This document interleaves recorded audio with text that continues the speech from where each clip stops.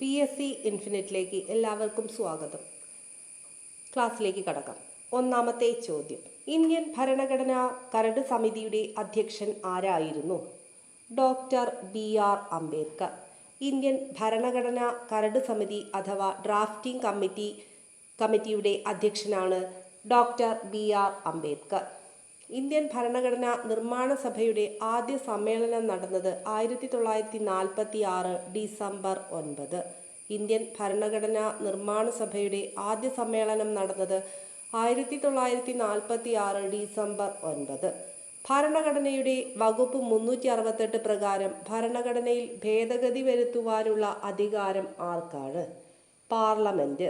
ഭരണഘടനയുടെ 368 വകുപ്പ് പ്രകാരം ഭരണഘടനയിൽ ഭേദഗതി വരുത്തുവാനുള്ള അധികാരം പാർലമെന്റിനാണ്.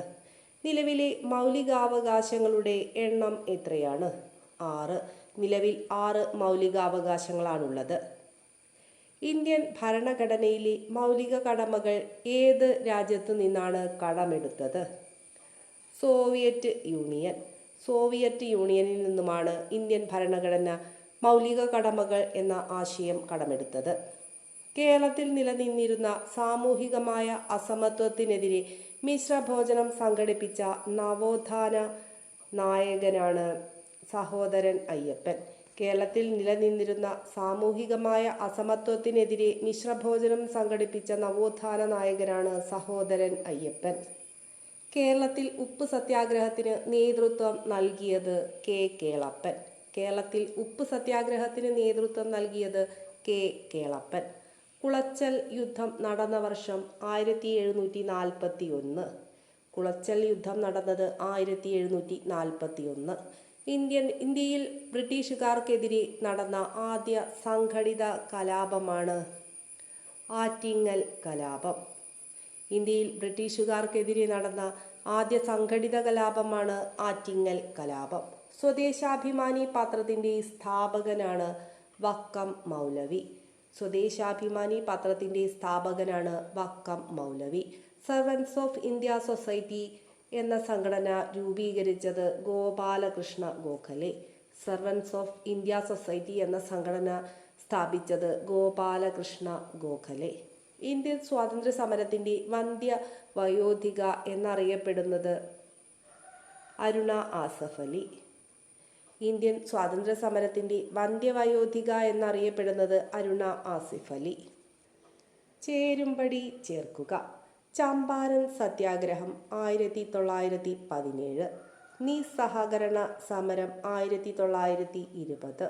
ഉപ്പ് സത്യാഗ്രഹം 1930. ക്വിറ്റ് ഇന്ത്യ സമരം 1942. ഉത്തരം ഓപ്ഷൻ എ. ചമ്പാരൻ സത്യാഗ്രഹം 1917. നിസ്സഹകരണ സമരം 1920. ഉപ്പ് സത്യാഗ്രഹം 1930.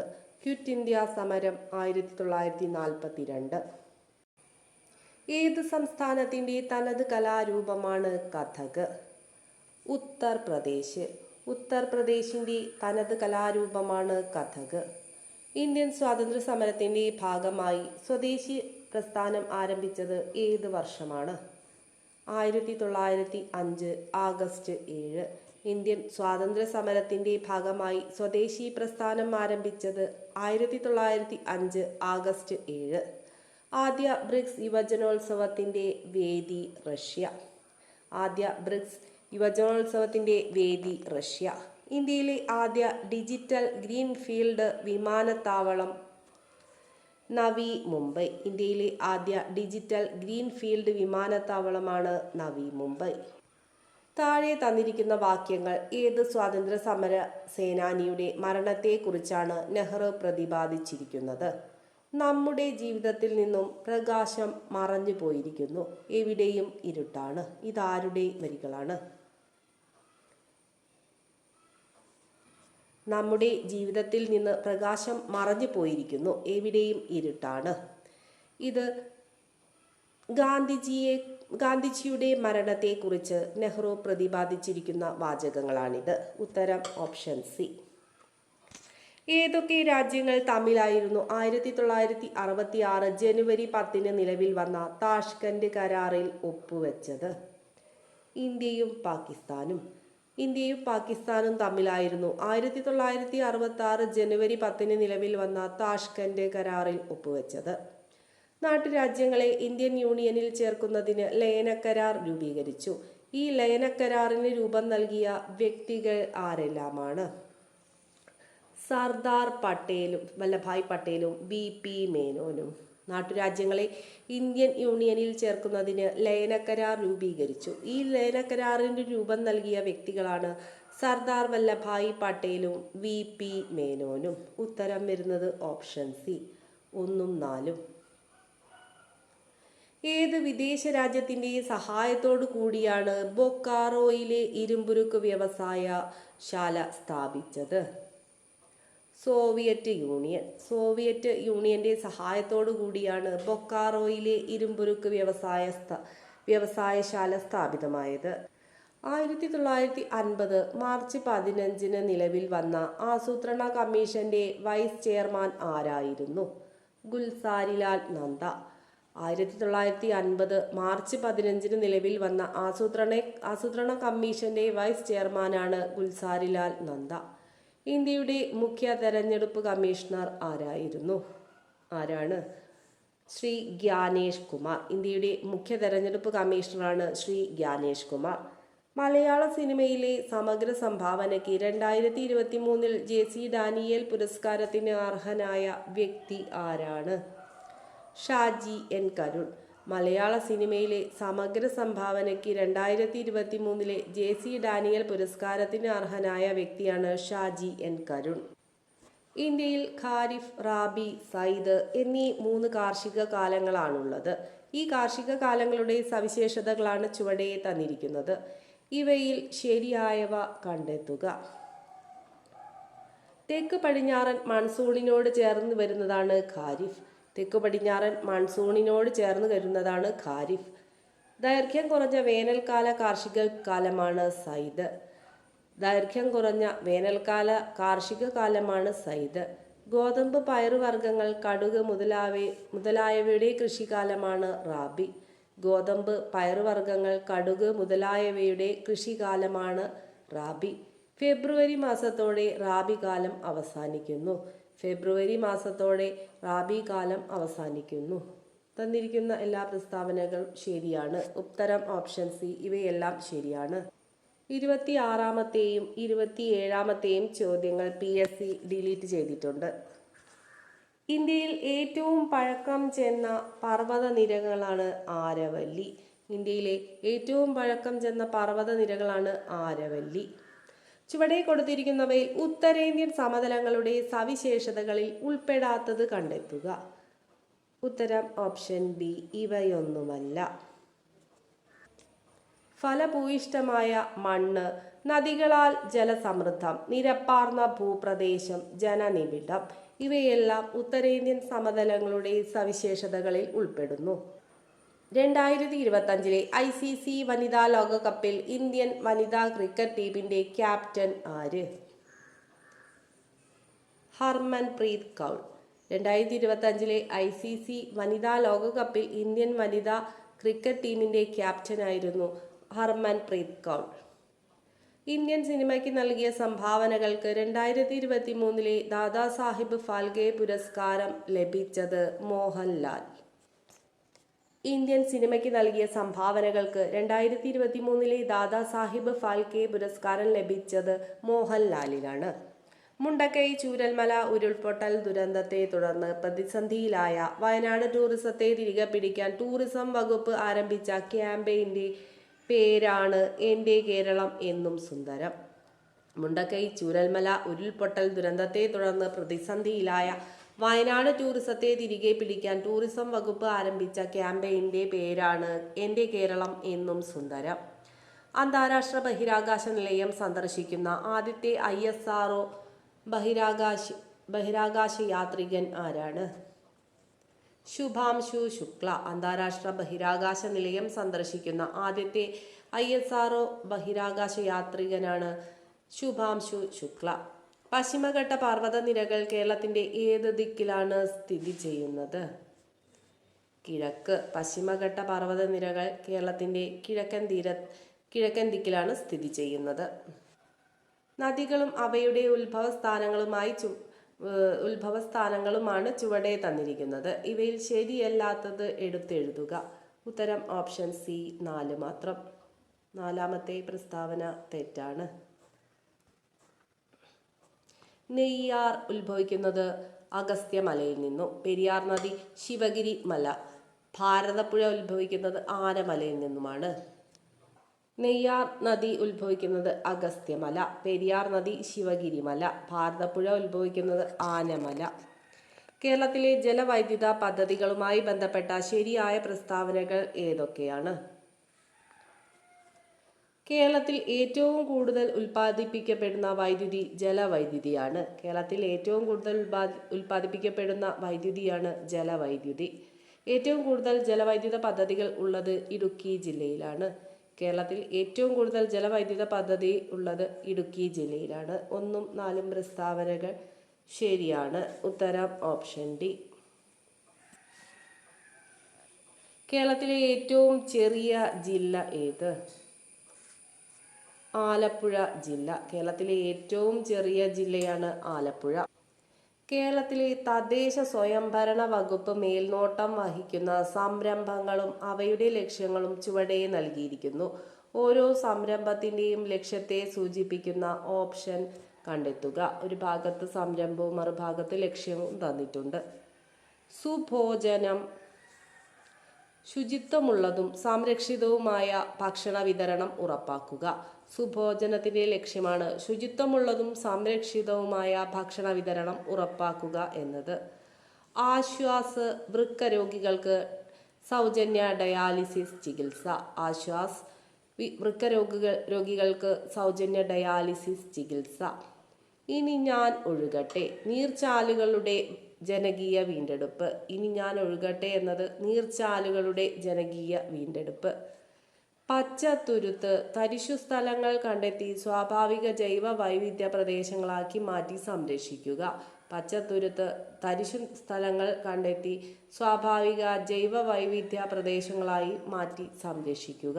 ഉത്തരം ഓപ്ഷൻ സി. ചുവടെ തന്നിരിക്കുന്ന പ്രസ്താവനകൾ ഏത് വന്യജീവി സങ്കേതത്തെ കുറിച്ചിട്ടുള്ളതാണെന്ന് കണ്ടെത്തുക. കേരളത്തിലെ ആദ്യത്തെ വന്യജീവി സങ്കേതം പീരുമേട് താലൂക്കിൽ സ്ഥിതി ചെയ്യുന്നു. മംഗളാദേവി ക്ഷേത്രം ഈ വന്യജീവി സങ്കേതത്തിനകത്താണ് സ്ഥിതി ചെയ്യുന്നത്. കേരളത്തിലെ ഏറ്റവും വലിയ വന്യജീവി സങ്കേതമാണ്. ഉത്തരം വരുന്നത് പെരിയാർ വന്യജീവി സങ്കേതം. കേരളത്തിലെ ആദ്യത്തെ വന്യജീവി സങ്കേതം പീരുമേട് താലൂക്കിലാണ് സ്ഥിതി ചെയ്യുന്നത്. മംഗളാദേവി ക്ഷേത്രം ഈ വന്യജീവി സങ്കേതത്തിനകത്താണ് സ്ഥിതി ചെയ്യുന്നത്. കേരളത്തിലെ ഏറ്റവും വലിയ വന്യജീവി സങ്കേതമാണ് പെരിയാർ വന്യജീവി സങ്കേതം. കേരള തീരത്ത് നിന്നും ഏറ്റവും കൂടുതൽ ലഭിക്കുന്ന മത്സ്യം ഏത്? മത്തി. കേരള തീരത്ത് നിന്നും ഏറ്റവും കൂടുതൽ ലഭിക്കുന്ന മത്സ്യമാണ് മത്തി. കേരളത്തിൽ റെയിൽവേ ലൈൻ ഇല്ലാത്ത ജില്ലകളാണ് വയനാടും ഇടുക്കിയും. കേരളത്തിൽ റെയിൽവേ ലൈൻ ഇല്ലാത്ത ജില്ലകളാണ് വയനാടും ഇടുക്കിയും. ഉത്തരം ഓപ്ഷൻ ബി. 2025 അധ്യയന വർഷത്തെ കേരള സ്കൂൾ ഒളിമ്പിക്സിന്റെ ബ്രാൻഡ് അംബാസിഡറായി തിരഞ്ഞെടുക്കപ്പെട്ട കായിക താരം ആരാണ്? സഞ്ജു സാംസൺ. 2025 അധ്യയന വർഷത്തെ കേരള സ്കൂൾ ഒളിമ്പിക്സിന്റെ ബ്രാൻഡ് അംബാസിഡറായി തിരഞ്ഞെടുക്കപ്പെട്ട കായിക താരമാണ് സഞ്ജു സാംസൺ. വേമ്പനാട്ട് കായൽ വ്യാപിച്ചു കിടക്കുന്ന ജില്ലകൾ ഏതെല്ലാം? ആലപ്പുഴ, എറണാകുളം, കോട്ടയം. ആലപ്പുഴ, എറണാകുളം, കോട്ടയം ജില്ലകളിലായിട്ടാണ് വേമ്പനാട് കായൽ വ്യാപിച്ചു കിടക്കുന്നത്. ഉത്തരം ഓപ്ഷൻ സി. താഴെ പറയുന്നവയിൽ ശരിയായ പ്രസ്താവനകൾ ഏതൊക്കെയാണ്? തെർമോസ്ഫിയറിന്റെ താഴ്ന്ന ഭാഗത്തെ അയണോസ്ഫിയർ എന്ന് വിളിക്കുന്നു. തെർമോസ്ഫിയറിന്റെ താഴ്ന്ന ഭാഗത്തെ അയണോസ്ഫിയർ എന്ന് വിളിക്കുന്നു. കേരളത്തിൽ ലഭിക്കുന്ന വൈദ്യുതിയുടെ ഭൂരിഭാഗവും ഉൽപ്പാദിപ്പിക്കുന്നത് ഇടുക്കി ജില്ലയിലെ ജലവൈദ്യുത നിലയത്തിലാണ്. കേരളത്തിൽ ലഭിക്കുന്ന വൈദ്യുതിയുടെ ഭൂരിഭാഗവും ഉൽപ്പാദിപ്പിക്കുന്നത് ഇടുക്കി ജില്ലയിലെ ജലവൈദ്യുത നിലയത്തിൽ നിന്നാണ്? ഉത്തരം ഓപ്ഷൻ സി 1ഉം 3ഉം പ്രസ്താവനകൾ ശരിയാണ്. താഴെ പറയുന്നവയിൽ ശരിയല്ലാത്ത പ്രസ്താവനകൾ ഏതൊക്കെയാണ്? ഉത്തരം ഓപ്ഷൻ ഓപ്ഷൻ എ 1ഉം 2ഉം പ്രസ്താവനകൾ തെറ്റാണ്. കേരളത്തിലെ അമൃത ഷേർഗിൽ എന്ന് വിശേഷിപ്പിക്കപ്പെടുന്ന ചിത്രകാരിയാണ് ടി.കെ. പത്മിനി. ഇത് ശരിയായ പ്രസ്താവനയാണ്. കേരളത്തിലെ അമൃത ഷേർഗിൽ എന്ന് വിശേഷിപ്പിക്കപ്പെടുന്ന ചിത്രകാരിയാണ് ടി.കെ. പത്മിനി. ജ്ഞാനപീഠ പുരസ്കാരത്തെ സംബന്ധിച്ചിട്ടുള്ള തെറ്റായ പ്രസ്താവന കണ്ടെത്തുക. ഉത്തരം ഓപ്ഷൻ ബി 1 മാത്രം. ഒന്നാമത്തെ പ്രസ്താവന തെറ്റാണ്. ജ്ഞാനപീഠ പുരസ്കാരം ലഭിച്ച ആദ്യ വനിത ആശാപൂർണ ദേവിയാണ്. ജ്ഞാനപീഠ പുരസ്കാരം ലഭിച്ച ആദ്യ വനിതയാണ് ആശാപൂർണ ദേവി. ജ്ഞാനപീഠ പുരസ്കാരവും മൂർത്തിദേവി പുരസ്കാരവും നേടിയ മലയാളിയാണ് അക്കിത്തം അച്യുതൻ നമ്പൂതിരി. ജ്ഞാനപീഠ പുരസ്കാരവും മൂർത്തിദേവി പുരസ്കാരവും നേടിയ മലയാളിയാണ് അക്കിത്തം അച്യുതൻ നമ്പൂതിരി. 2ഉം 3ഉം പ്രസ്താവനകൾ ശരിയാണ്. താഴെ പറയുന്നവയിൽ ശരിയായ പ്രസ്താവനകൾ കണ്ടെത്തുക. ഉത്തരം ഓപ്ഷൻ ബി 2ഉം 3ഉം പ്രസ്താവനകൾ ശരിയാണ്. 1999 കാർഗിൽ യുദ്ധകാലത്ത് വീരമൃത്യു വരിച്ച് രാജ്യം വീർ ചക്ര നൽകി ആദരിച്ച ധീര സൈനികനായിരുന്നു തിരുവനന്തപുരം സ്വദേശിയായ ജെറി പ്രേംരാജ്.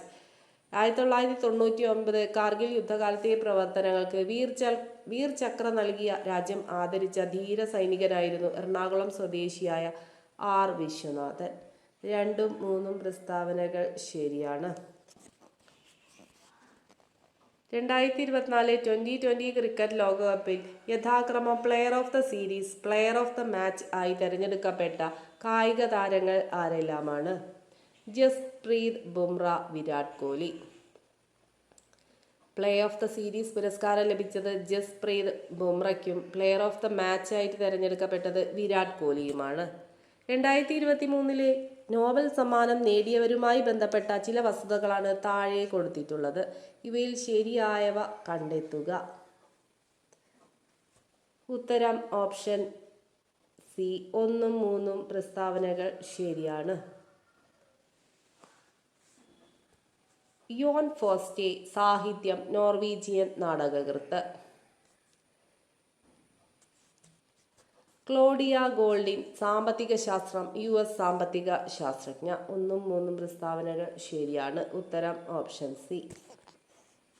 ലോകത്തെ വലിയ സാമ്പത്തിക ശക്തികളുടെ കൂട്ടായ്മയായ G20യുമായി ബന്ധപ്പെട്ട പ്രസ്താവനകളിൽ ശരിയല്ലാത്തത് കണ്ടെത്തുക.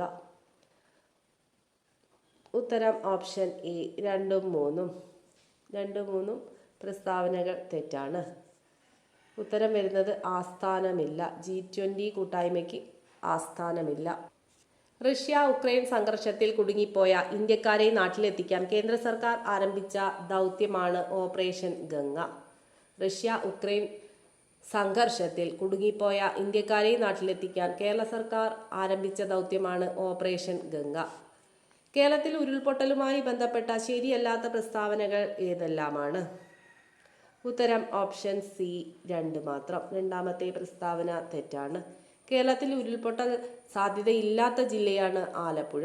2020 ഓഗസ്റ്റ് 6 ഇടുക്കി ജില്ലയിലെ പെട്ടിമുടിയിൽ ഉരുൾപൊട്ടലും ഉണ്ടായി. 2020 ഓഗസ്റ്റ് 6 ഇടുക്കി ജില്ലയിലെ പെട്ടിമുടിയിൽ ഉരുൾപൊട്ടലുണ്ടായി. 1ഉം 3ഉം പ്രസ്താവനകൾ ശരിയാണ്. ചുവടെ പറയുന്നവയിൽ കായിക പ്രജനനം, ലൈംഗിക പ്രത്യുൽപാദനം എന്നീ 2 രീതിയിലും പുതിയ തൈകൾ ഉൽപ്പാദിപ്പിക്കുന്ന സസ്യം ഏതാണ്? മുരിങ്ങ.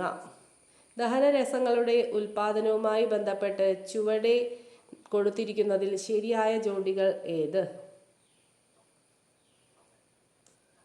ഉത്തരം ഓപ്ഷൻ ബി 1ഉം 3ഉം ശരിയാണ്. കരൾ പിത്തരസം, ആഗ്നേയ ഗ്രന്ഥി ആഗ്നേയരസം. കരൾ പിത്തരസം, ആഗ്നേയ ഗ്രന്ഥി ആഗ്നേയരസം. അസ്ഥികൾ കനം കുറഞ്ഞ് വളയുന്ന കണ എന്ന രോഗം ഏത് വിറ്റാമിൻ്റെ കുറവ് മൂലമാണ് ഉണ്ടാകുന്നത്?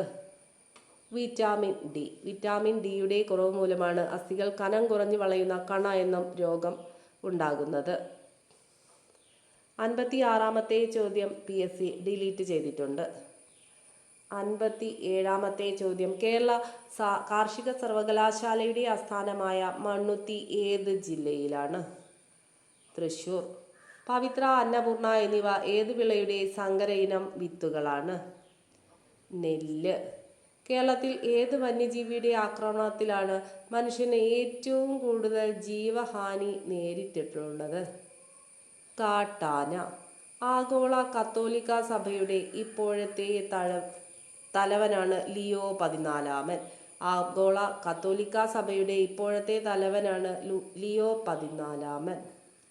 ജമ്മു കാശ്മീരിലെ പഹൽഗാമിൽ തീവ്രവാദികൾ നടത്തിയ ആക്രമണത്തിന് എതിരായി ഇന്ത്യൻ സൈന്യം നടത്തിയ മിലിറ്ററി ഓപ്പറേഷന്റെ പേരാണ് ഓപ്പറേഷൻ സിന്ദൂർ. അലൂമിനിയത്തിന്റെ അയിരേത്? ബോക്സൈറ്റ്. പ്രകാശം കൂടുതൽ വേഗത്തിൽ സഞ്ചരിക്കുന്ന മാധ്യമം ഏത്? ശൂന്യത. അഗ്നിശമനികളിൽ ഉപയോഗിക്കുന്ന വാതകം ഏത്? Carbon dioxide. ശബ്ദ തീവ്രത അളക്കുന്നത് ഏത് യൂണിറ്റിലാണ്? ഡെസിബൽ. ശബ്ദ തീവ്രത അളക്കുന്നത് ഡെസിബൽ. വൈദ്യുതി ഉൽപ്പാദിപ്പിക്കാനായി നിർമ്മിച്ച ഡാമുകളിലെ റിസർവോയറുകളിൽ ജലം സംഭരിച്ചു നിർത്തിയിരിക്കുന്നു. ഈ സംഭരണിയിലെ ജലത്തിലെ ഊർജം ഏത്? സ്ഥിതികോർജം. നാം കഴിച്ച ഭക്ഷണത്തിൻ്റെ ദഹനം പൂർത്തിയാകുന്നത് ചെറുകുടലിൽ വെച്ചാണ്. ചെറുകുടൽ. രക്തത്തിൽ ഗ്ലൂക്കോസിൻ്റെ അളവ് കൂടുന്നതാണ് പ്രമേഹം. രക്തത്തിലെ ഗ്ലൂക്കോസിൻ്റെ സാധാരണ അളവ് എത്രയാണ്? 70 മുതൽ 110 mg/100 മില്ലി. ഉത്തരം ഓപ്ഷൻ ഡി.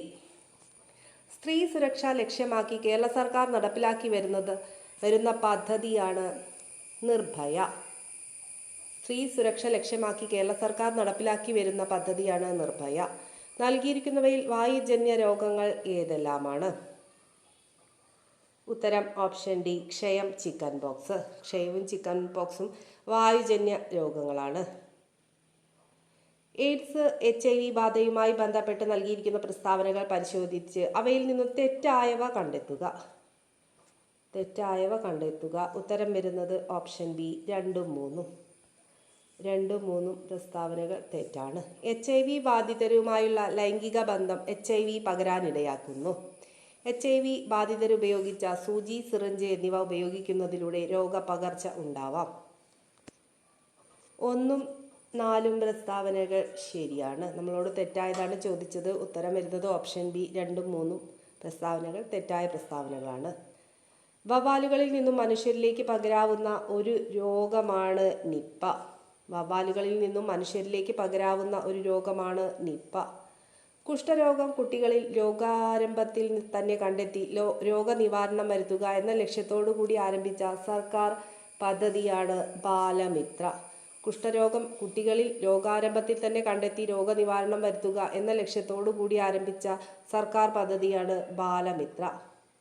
നമുക്ക് വിവിധ പ്രവർത്തനങ്ങളിൽ ഏർപ്പെടുന്നതിനാവശ്യമായ ഊർജം ഭക്ഷണത്തിലെ പോഷക ഘടകമായ ധാന്യത്തിൽ നിന്നാണ് ലഭിക്കുന്നത്. കൂടുതൽ ധാന്യകം അടങ്ങിയിട്ടുള്ള ഭക്ഷ്യവസ്തുക്കളാണ് അരി, ഗോതമ്പ്, കപ്പ. COVID-19 ബന്ധപ്പെട്ട് പ്രസ്താവനകൾ പരിശോധിച്ച് ശരിയായവ തിരഞ്ഞെടുക്കുക. ഉത്തരം ഓപ്ഷൻ എ. 1-2-3 പ്രസ്താവനകൾ ശരിയാണ്. COVID-19 കാരണം കൊറോണ വൈറസാണ്. കോവിഷീൽഡ്, കോവാക്സിൻ എന്നീ വാക്സിനുകൾ ഈ രോഗത്തിനെതിരായി തടയാൻ ഉപയോഗിച്ച വാക്സിനുകളാണ്. കോവിഡുമായി ബന്ധപ്പെട്ട പരിശോധനയാണ് RT-PCR. നൽകിയിരിക്കുന്നവയിൽ ഒറ്റപ്പെട്ടത് ഏതാണ്? ഉത്തരം ഓപ്ഷൻ ബി. ECG. കൊഴുപ്പിൽ ലയിക്കാത്ത വിറ്റാമിൻ ഏതാണ്? Vitamin C. ജലത്തിൽ ലയിക്കുന്ന വിറ്റാമിനാണ് വിറ്റാമിൻ സി. മൂത്രാശയ രോഗങ്ങളുടെ കാരണം? മൂത്രശങ്ക ഉണ്ടാകുമ്പോൾ മൂത്രമൊഴിക്കാത്തത്, ദാഹിക്കുമ്പോൾ വെള്ളം കുടിക്കാത്തത് മൂലം, വൃത്തിശീലങ്ങളിലെ പോരായ്മ. ഉത്തരം ഓപ്ഷൻ സി 1, 2, 3 പ്രസ്താവനകൾ ശരിയാണ്. ഏറെ നാൾ മണ്ണിൽ കിടന്നാൽ പോലും നശിക്കാത്തതും ശരീരത്തിലെ ഏറ്റവും കാഠിന്യമേറിയതുമായ അവയവങ്ങളാണ് പല്ലുകൾ. എന്നാൽ അവ വായ്ക്കുള്ളിൽ വെച്ച് തന്നെ നശിക്കുന്നതിന് കാരണക്കാരായത് ബാക്ടീരിയകളാണ്. കൊതുകുജന്യ രോഗം, ശക്തമായ പനി, അസഹ്യമായ തലവേദന, കണ്ണുകൾക്ക് പിന്നിൽ വേദന, നെഞ്ചിലും മുഖത്തും ചുവന്ന പാടുകൾ, ഗുരുതരാവസ്ഥയിൽ രക്തത്തിലെ പ്ലേറ്റ്ലെറ്റുകളുടെ എണ്ണം കുറഞ്ഞ് മരണം സംഭവിച്ചേക്കാം. നമ്മുടെ നാട്ടിൽ കണ്ടുവരുന്ന പനിയുടെ ലക്ഷണങ്ങളാണിവ. പനി ഏതാണ്? ഉത്തരം ഓപ്ഷൻ സി ഡെങ്കിപ്പനി. വീഡിയോ എല്ലാവർക്കും ഉപകാരപ്പെട്ടുവെന്ന് കരുതുന്നു. വീഡിയോ ഇഷ്ടപ്പെട്ട എല്ലാവരും സബ്സ്ക്രൈബ് ചെയ്യാനും ലൈക്ക് ചെയ്യാനും അതുപോലെ ഹൈപ്പ് ചെയ്യുവാനും മറക്കരുത്. നിങ്ങളുടെ അഭിപ്രായങ്ങളും നിർദ്ദേശങ്ങളും കമൻറ്റ് ബോക്സിൽ രേഖപ്പെടുത്താനും മറക്കരുത്. വീഡിയോ കണ്ട എല്ലാവർക്കും നന്ദി.